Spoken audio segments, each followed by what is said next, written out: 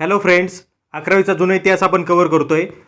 Second चॅप्टरचे 2 part already आपण cover केलेले आहेत. त्याच्या लिंक्स तुम्हाला डिस्क्रिप्शनमध्ये मिळून जातील. जर ते तुम्ही पाहिले नसतील तर नक्की पाहून घ्या. आज आपल्याला तिसरा पार्ट पाहायचा आहे. याच्या आधीच्या 2 पार्टमध्ये आपण कोणाकोणाची माहिती घेतली आहे तर जगन्नाथ शंकर शेठ, त्यांच्यानंतर आचार्य बाळशास्त्री जांभेकर, दादोबा पांडुरंग तरखडकर, भाऊ महाजन, लोकहितवादी, यांच्यानंतर भाऊ दाजी लाड, विष्णुबुवा ब्रह्मचारी, महात्मा ज्योतिबा फुले, सावित्रीबाई फुले यांच्याबद्दल आपण पहिल्या 2 पार्टमध्ये माहिती घेतलेली. आता या पार्टमध्ये आपण कोणाबद्दल माहिती घेणार आहे तर बाबा पद्मजी, विष्णू शास्त्री पंडित, सार्वजनिक काका, डॉक्टर रामकृष्ण गोपाळ भांडारकर, बेरामजी मलबारी, गोपाळ गणेश आगरकर इत्यादींबद्दल आपण या पार्टमध्ये माहिती घेणार आहे. तर नक्कीच व्हिडिओ शेवटपर्यंत बघा. तुम्हाला एक्झाममध्ये ह्या व्हिडिओ सिरीजचा अत्यंत फायदा होणार आहे. तर I welcome you all to M study channel. आतापर्यंत सबस्क्राईब केलं नसेल तर प्लीज सबस्क्राईब करून घ्या. आपल्या मित्रांबरोबर पण नक्की शेअर करा. तर आपण आता या पार्टला सुरुवात करू. आता नेक्स्ट समाजसुधारक पाहिजे आपल्याला, ते म्हणजे बाबा पद्मजी. आता यांच्याबद्दल आपण काय लक्षात ठेवू शकतो तर सगळ्यात मेन म्हणजे हे असे समाजसुधारक होते ज्यांनी ख्रिश्चन धर्माचा स्वीकार केलेला होता. तसेच हे असे समाजसुधारक होते ज्यांनी शब्दकोश लिहिलेला होता. म्हणजे कोणता? इंग्रजी, मराठी व संस्कृत मराठी असे शब्दकोश यांनी लिहिलेले होते. शब्दकोश म्हणजे डिक्शनरी यांनी लिहिलेली होती. आता यांच्याबद्दल आपण माहिती पाहू. त्यांनी हा जो ख्रिश्चन धर्माचा स्वीकार केला आहे हा कधी केला आहे तर 1854 मध्ये त्यांनी ख्रिश्चन धर्म स्वीकार केला. लक्षात राहू द्या डेट. याच्यानंतर 3-4 वर्षातच 1857चा मोठा उठाव झालेला होता. तर याच्यानंतर ते पुण्यामध्ये आले ख्रिश्चन धर्म स्वीकार केल्यानंतर, आणि पुण्यामध्ये त्यांनी फ्री चर्चच्या शाळेत शिक्षकाची नोकरी केलेली होती. त्यांच्यावर बायबल ट्रस्ट सोसायटीच्या संपादकाचे देखील काम सोपवण्यात आलेले होते. त्यांनी समाजातील अनिष्ट चालीरीती, खुळ्या कल्पना बंद व्हाव्यात म्हणून जागृतीचे काम केलेले होते. तसेच त्यांनी यमुना पर्यटन या कादंबरीतून स्त्रियांच्या दुःखाला वाचा फोडलेली होती. ठीक आहे, म्हणजे स्त्रियांच्या दुःखाला देखील त्यांनी वाचा फोडलेली आहे. त्यांनी मूर्तीपूजेला विरोध केला, जातीभेदाला त्यांनी विरोध केलेला होता. तसेच त्यांचं एक आत्मचरित्र फेमस आहे. त्या आत्मचरित्राचं नाव आहे अरुणोदय. लक्षात राहू द्या, इम्पॉर्टंट आहे. अरुणोदय हे आत्मचरित्र कोणाचं आहे तर बाबा पद्मजी यांचं हे आत्मचरित्र आहे. त्यांचा जन्म बेळगावमध्ये झाला. तर तो कधी झाला आहे? 1831 मध्ये. त्यांचे वडील सरकारी विभागात कामाला होते. त्याच्यामुळं बाबा पद्मजी यांचं जे शिक्षण आहे हे कुठं झालंय तर मिशनरी शाळेत झालेलं आहे लहानपणापासून. त्याच्यामुळं लहानपणापासूनच ख्रिश्चन विचारांचा त्यांच्यावर प्रभाव पडलेला आपल्याला इथे दिसतो. पुढे त्यांनी त्यांच्या वडिलांची जी बदली ही मुंबईला झाली, आणि मुंबईमध्ये त्यांनी इंग्रजी, मराठी, संस्कृत, कन्नड, गुजराती अशा भाषांचा बाबा पद्मजी यांनी अभ्यास केलेला होता. मुंबईमध्ये त्यांनी विल्सन फ्री चर्च स्कूलमध्ये शिक्षण घेतलेलं होतं. तर बाबा पद्मजी यांचा मृत्यू कधी झाला तर इसवी सन 1906 मध्ये त्यांचा मृत्यू झाला आहे. आणि जन्म कधी झाला होता तर इसवी सन 1831 मध्ये त्यांचा जन्म झालेला होता. आता माहिती पाहूया आपण विष्णू शास्त्री पंडित यांच्याबद्दल. आता यांच्याबद्दल लक्षात ठेवण्यासारखा किंवा एक ट्रिक म्हणून लक्षात ठेवण्यासारखं काय यांच्याबद्दल तर यांनी यांचं आयुष्यभर हे कार्य कोणासाठी केलेलं आहे तर स्त्रियांच्या प्रश्नांसाठी यांनी कार्य केलेलं आहे. म्हणजेच काय तर स्त्री शिक्षण, विधवा स्त्रियांचे प्रश्न, केशवपण, परदेशगमन, जरट विवाह, जातीभेद इत्यादी प्रश्नांवर त्यांनी आपले सडेतोड विचार मांडलेले होते. इत्यादी प्रश्नांवर त्यांनी लेखन देखील केलेलं होतं. आणि स्त्रियांचे प्रश्न मांडण्यासाठी किंवा समाजाला एक आदर्श घडून देण्यासाठी त्यांनी स्वतः एका विधवा महिलेशी विवाह केलेला होता. तसेच त्यांनी ईश्वरचंद्र विद्यासागर यांच्या विधवा विवाह या ग्रंथाचा मराठीत अनुवाद केलेला होता. यांचा जन्म कधी झालेला आहे तर इसवी सन 1827 मध्ये साताऱ्यात त्यांचा जन्म झालेला होता. त्यांना वडिलांकडून संस्कृत भाषेचे शिक्षण मिळालेलं होतं. इंदू प्रकाश या साप्ताहिकाचे ते संपादक देखील होते. याच वृत्तपत्रातून त्यांनी आपली सुधारणावादी मते निर्भीडपणे मांडलेली होती. तसेच विष्णू शास्त्रींनी पुनर्विवाह उत्तेजक मंडळी या सभेची स्थापना केलेली होती. आणि त्यांचं म्हणणं काय होतं तर बालविवाह जे होत आहे समाजामध्ये, या बालविवाहाच्या पद्धतीमुळे विधवा मुलींचं आयुष्य मातीमोल होतंय. आणि त्याच्यामुळे या पद्धतीला म्हणजे बालविवाह या पद्धतीला त्यांनी कडाडून विरोध केलेला होता. आता त्यांच्या ग्रंथांबद्दल आपण माहिती पाहू. त्यांनी कोणते कोणते ग्रंथ लिहिलेले होते तर ब्राह्मण कन्या विवाह विचार, पुरुष सूक्त व्याख्या, विधवा विवाह, हिंदुस्थानचा इतिहास, तुकाराम बाबांच्या अभंगाची गाथा, संस्कृत व धातुकोश, इंग्रजी व मराठी कोश हे त्यांचे निवडक ग्रंथ आहेत. विष्णू शास्त्री पंडित यांचा मृत्यू कधी झाला तर इसवी सन 1876 मध्ये त्यांचा मृत्यू झाला. लक्षात राहू द्या, विष्णू शास्त्री पंडितांनी स्वतः एका विधवा महिलेशी लग्न केलेलं होतं. आता माहिती पाहूया आपण सार्वजनिक काकांबद्दल. सार्वजनिक काका म्हणजेच कोण तर गणेश वासुदेव जोशी, म्हणजेच वा जोशी म्हणून देखील त्यांना आपण ओळखतो. तर सार्वजनिक काका हे आपल्याला कशासाठी लक्षात ठेवायचे आहेत तर 1870 मध्ये पुण्यात औंधचे श्रीमंत श्रीनिवासराव पंत प्रतिनिधी यांच्या अध्यक्षतेखाली 1870 मध्ये एक सार्वजनिक सभा स्थापन झालेली होती. तर ती भारतात जी राष्ट्रीय सभा स्थापन झालेली होती इंडियन नॅशनल काँग्रेस, याच्या आधी पुण्यामध्ये एक सार्वजनिक सभा स्थापन झालेली होती.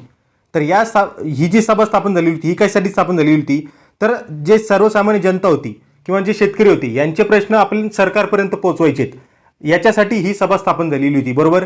तर याच्यामध्ये मुख्य सहभाग कोणाचा होता किंवा ही सभा स्थापन करण्यामागे मुख्य हात कोणाचा होता, तर सार्वजनिक काकांचाच याच्यामागे मुख्य हात होता. त्यांनी न्यायमूर्ती रानडे यांच्यासोबत, म्हणजे न्यायमूर्ती रानडे आणि सार्वजनिक काका या दोघांनी मिळून सार्वजनिक सभेला सामाजिक व राजकीय स्वरूप मिळून दिलेलं होतं. ठीक आहे. तसेच एक लक्षात घेण्याचा पॉईंट म्हणजे 1876-1877 महाराष्ट्रामध्ये दुष्काळ पडलेला होता, म्हणजे भारतात दुष्काळ पडलेला होता, पण त्याचा फटका हा महाराष्ट्राला बसलेला होता. तर या काळामध्ये सरकारने पूर्णपणे दुर्लक्ष केलेलं होतं, शेतकऱ्यांकडे किंवा सामान्य जनतेकडे दुर्लक्ष केलेलं होतं. परंतु सार्वजनिक काकांनी सार्वजनिक सभेमार्फत दुष्काळग्रस्त लोकांना भरीव मदत दिलेली होती. सार्वजनिक काकांचा जन्म कधी झाला, तर 9 एप्रिल 1828 साताऱ्यामध्ये त्यांचा जन्म झालेला होता.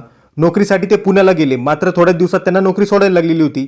पुढील शिक्षण पुण्यातच घेऊन त्यांनी वकिलीचा व्यवसाय सुरू केला. आणि अजून एक महत्त्वाचा पॉईंट आहे, तर वासुदेव बळवंत फडके या क्रांतिकारकांची केस किंवा वकीलपत्र कोणीही घ्यायला तयार नव्हतं, परंतु मोठी हिंमत दाखवून सार्वजनिक काकांनी ती केस त्यांची घेतलेली होती किंवा त्यांचं वकीलपत्र घेतलेलं होतं. कोणाचं, तर वासुदेव बळवंत फडके यांचं वकीलपत्र घेतलेलं होतं. कोणी, सार्वजनिक काकांनी. त्यांनी ब्रिटिश राणीकडे भारतीयांना सामाजिक व राजकीय दर्जा द्यावा, स्वावलंबी बनवणारे शिक्षण द्यावे, राजकीय हक्क द्यावेत अशी मागणी केलेली होती. तसेच देशाच्या उन्नतीसाठी लघु उद्योगाचा आग्रह त्यांनी धरलेला होता. म्हणजे जे आपण म्हणतो MSMEs, म्हणजे काय, मीडियम आणि स्मॉल इंडस्ट्रीज वगैरे, तर हा विचार त्यांनी त्या काळी मांडलेला आहे. बघा म्हणजे किती क्रांतिकारी किंवा किती प्रगत विचार होता त्यांचा. लघु उद्योगासाठी त्यांनी तेव्हा आग्रह धरलेला होता. त्यांनी स्वदेशीचा पुरस्कार केलेला होता. स्वदेशीचा प्रचार व प्रसार करण्यासाठी त्यांनी बरेच प्रयत्न केलेले होते. त्यासाठी त्यांनी ठिकठिकाणी स्वदेशी मालाची दुकाने काढली. वृत्तपत्र स्वातंत्र्याचे देखील ते पुरस्कर्ते होते.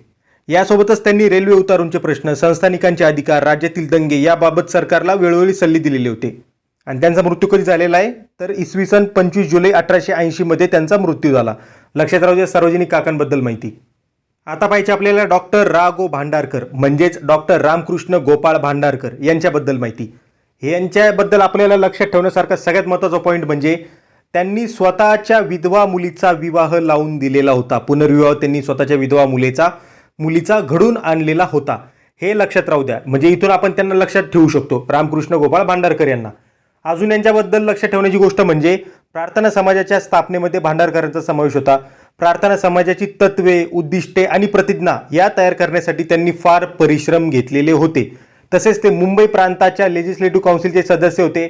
नंतर ते केंद्रीय लेजिस्लेटिव्ह काउन्सिलचे देखील सदस्य होते. म्हणजेच काय, लेजिस्लेटिव्ह काउन्सिल म्हणजे तुम्ही आजच्या जे संसद किंवा आजचं जे विधिमंडळ आहे याच्यासोबत कंपॅरिझन करू शकता. आणि त्या मंडळाचे सदस्य म्हणजे त्याला तुम्ही आमदार किंवा खासदार असं कन्सिडर करू शकता. म्हणजे हे मी लक्षात ठेवण्यासाठी म्हणतोय, ते त्या काळात आमदार खासदार या टर्म नव्हत्या. जस्ट आपण एक त्यांच्याबद्दल लक्षात ठेवण्यासाठी या ट्रिकचा वापर, म्हणजे आपल्या स्वतःसाठी या ट्रिकचा वापर करू शकतो. लेजिस्लेटिव्ह काउन्सिलचे ते सदस्य होते. त्यांचा जन्म सिंधुदुर्ग जिल्ह्यातील मालवण येथे 6 जुलै 1837 रोजी झाला. त्यांचे आडनाव पत्की होते, परंतु त्यांचे जे पूर्वज होते हे खजिन्यामध्ये अधिकारी होते, त्याच्यामुळे त्यांना भांडारकर असे उपनाव मिळाले आणि पुढे ते भांडारकर म्हणूनच फेमस झाले. तसेच त्यांनी मुंबई विद्यापीठातून MA ची पदवी मिळवलेली होती आणि जर्मन विद्यापीठाची PhD देखील त्यांनी मिळवलेली होती. धर्म व समाजसुधारक, भाषातज्ञ, प्राचीन इतिहासाचे संशोधक, प्राच्यविद्या संशोधक, संस्कृत भाषेचे पंडित अशा वेगवेगळ्या नात्यांनी महाराष्ट्र त्यांना ओळखतो. त्यांनी हिंदू धर्मातील मूर्तीपूजा, अवतार कल्पना, बहुदेवतावाद इत्यादींना विरोध केलेला होता. त्यांनी बालविवाह प्रतिबंध, विधवा पुनर्विवाह संमती तसेच वयाचा कायदा यांसारख्या सामाजिक सुधारणांचा आग्रह धरलेला होता. यासोबतच स्त्री शिक्षण, अस्पृश्यता निवारण, मद्यपान बंदी, देवदासी प्रथा इत्यादी सामाजिक सुधारणांचा त्यांनी पुरस्कार केलेला होता. तसेच डॉक्टर भांडारकरांनी इतिहास व प्राचीन संस्कृती यात संशोधन करून विपुल लेखन केलेलं होतं. Early history of Deccan, Vaishnavism, Shaivism and other minor religions, history of India इत्यादी विपुल ग्रंथसंपदा त्यांची होती. आणि डॉक्टर भांडारकर यांचा मृत्यू कधी झाला, तर 24 ऑगस्ट 1925 साली त्यांचा मृत्यू झाला. आणि जन्म कधी झालेला होता, तर 1837 जन्म झालेला आहे आणि मृत्यू झालेला आहे 1925. आता माहिती पाहूया आपण बेहरामजी मलबारी यांच्याबद्दल. बालविवाह पद्धतीला जर सगळ्यात जास्त जर कोणी विरोध केलेला असेल तर ते होते बेहरामजी मलबारी. का? कारण समाजातील विधवांचे प्रश्न आणि अकाली प्राप्त होणारे वैधव्य याला बालविवाह पद्धती जबाबदार आहे असं यांचं म्हणणं होतं आणि हेच विचार त्यांनी समाजासमोर मांडलेले होते. यासोबतच बालविवाह पद्धतीच्या निर्मूलनासाठी बालविवाहाचे अनिष्ट परिणाम स्पष्ट करणारे पाठ हे शालेय अभ्यासक्रमात घ्यावेत. विधवांना पुनर्विवाहाचा हक्क असावा. तसेच विधवा विवाहाला जे पण लोक सपोर्ट करतायत त्या लोकांना बाकीचा समाज वाईट टाकत होता, तर ह्या पद्धती बंद झाल्या पाहिजे अशा मागण्या त्यांनी शासनाकडे केलेल्या होत्या. आणि त्यांच्या वैचारिक जागृतीच्या मोहिमेतूनच पुढील काळामध्ये या संबंधीचं विधेयक मंजूर झालेलं होतं. त्यांचा जन्म इसवी सन 1853 मध्ये गुजरातमधील बडोदा येथे पारशी कुटुंबामध्ये झालेला होता. त्यांचं शिक्षण हे इंग्रजी मिशनरीच्या शाळेत पूर्ण झालेलं होतं. समाज सुधारण्याच्या कार्याबरोबरच बेहरामजी यांनी पत्रकारितेच्या क्षेत्रात देखील कार्य केलेलं होतं. त्यांनी इंडियन स्पेक्टॅटर हे साप्ताहिक सुरू केलेलं होतं. तसेच दादाभाई नौरोजी यांच्या व्हॉइस ऑफ इंडिया या नियतकालिकेमध्ये ते लेखन करायचे. त्यांनी दयाराम गिडुमल यांच्या मदतीने सेवा सदन ही संस्था स्थापन केलेली होती. सेवा सदन लक्षात राहू द्या, अनेक वेळा एक्झामला विचारली जाते. त्यानंतर गुजरात अँड गुजरातीज, नीतिविनोद, बालविवाह व महिलांवरील सक्तीने लावण्यात आलेले वैधव्य काही टिपणे इत्यादी ग्रंथ त्यांनी लिहिलेले होते. बेहरामजी मलबारी यांचा मृत्यू कधी झाला तर इसवी सन 1912 मध्ये त्यांचा मृत्यू झाला. आता माहिती पाहूया आपण गोपाळ गणेश आगरकर यांच्याबद्दल. यांचा जन्म कधी झाला होता तर इसवी सन 1856 रोजी आणि मृत्यू कधी झाला तर इसवी सन 1895 रोजी. म्हणजे जेमतेम 39 वर्षांचं आयुष्य. या 39 वर्षांच्या आयुष्यातच हे या पद्धतीने जगलेले होते की त्यांना आपण एक थोर आणि श्रेष्ठ समाजसुधारक असं म्हणतो. आगरकरांचं नाव ऐकल्या आपल्या डोक्यात काय येतं तर केसरी आणि मराठा या वृत्तपत्रांची सुरुवात यांनी केलेली होती लोकमान्य टिळकांसोबत. यातील केसरीचे संपादन हे कोण करायचे तर आगरकर हेच करत होते. पुढे लोकमान्य टिळकांसोबत त्यांचे वाद झाले आणि त्यांनी केसरीमधून त्यांनी रिझाईन केलं आणि त्यांनी स्वतःचं एक नवीन वृत्तपत्र स्टार्ट केलेलं होतं. तर त्याचं नाव काय होतं तर सुधारक हे त्याचं नाव होतं. तसेच त्यांनी लोकमान्य टिळक आणि इतर लोक यांच्या समूहेत डेक्कन एज्युकेशन सोसायटीची स्थापना केलेली होती आणि त्यातूनच पुढे काय तर फर्ग्युसन कॉलेज स्टार्ट झालेलं होतं. गोपाळ गणेश आगरकर हे त्या कॉलेजचे प्रिन्सिपल देखील होते. त्यांचा जन्म साताऱ्यामधील कराड गावाजवळील टेंबू येथे झालेला होता. तर तो कधी झालेला आहे 14 जुलै 1856 मध्ये. त्यांची घरची आर्थिक परिस्थिती बेताची होती. त्यांचं मॅट्रिकपर्यंत शिक्षण एक कराड, रत्नागिरी, अकोला या ठिकाणी झालेलं होतं.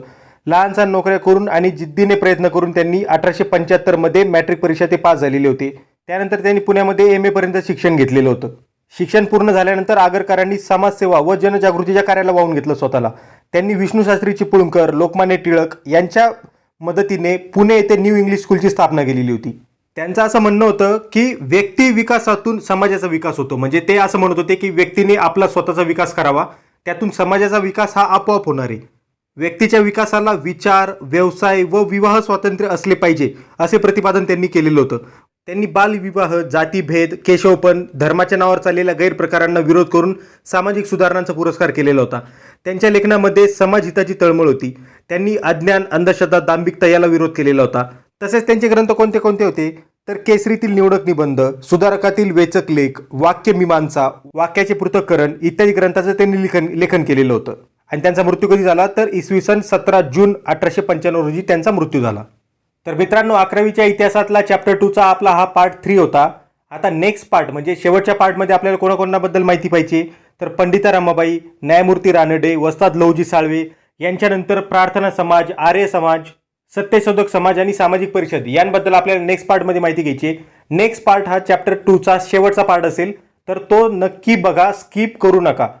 या व्हिडिओ सिरीजचा नक्की लाभ घ्या. आपल्या मित्रांबरोबर नक्की व्हिडिओज शेअर करा. चॅनल आतापर्यंत सबस्क्राईब केलं नसेल तर प्लीज सबस्क्राईब करून घ्या. Stay connected with M study. जय हिंद. थँक्यू.